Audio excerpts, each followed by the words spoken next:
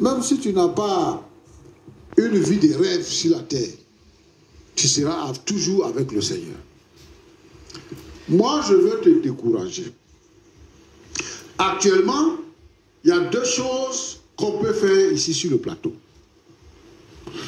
Quand ta femme quitte la maison, lorsqu'elle ne peut plus supporter et qu'elle peut s'asseoir sur un plateau de télévision pour dévoiler un secret, ça veut dire qu'elle est désespérée, elle est abattue et elle n'a plus sa raison de vivre. Et tu peux comprendre aussi que c'est une femme qui t'a aimé. Elle t'a donné ce qu'elle avait de plus cher. Elle a accepté de t'épouser. Et deuxièmement, tout le bien que ses parents lui ont légué, elle a accepté de te donner ça. Le plus important, c'est d'être dans une maison. Vous êtes dans une maison. Moi, je ne connais pas ton niveau à l'école. Je ne sais pas quel travail que tu fais. Mais il faut apprendre à se contenter de ce qu'on a. On peut être pauvre aujourd'hui, à force de travail, on peut devenir quelqu'un demain. Mais on ne brûle pas les étapes. On ne va pas se donner à la sorcellerie parce qu'on veut les biens. Roland, aujourd'hui notre société est détruite.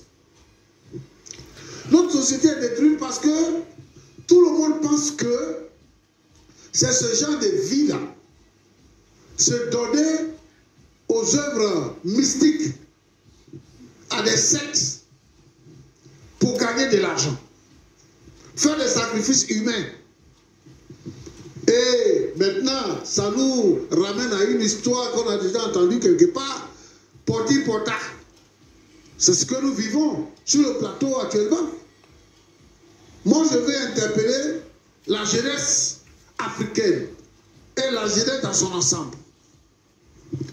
Aujourd'hui, plus que jamais, c'est le temps de considérer les voies du Seigneur. Et je voudrais lancer l'appel à notre société qui a cédé au diable, qui s'est livré au diable.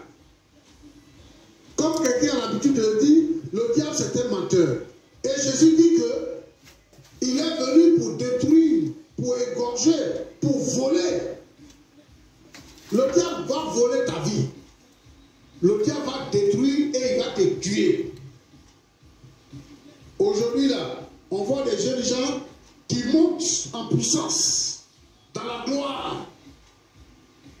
Et ils ne dépassent même pas 33 ans. Ils meurent.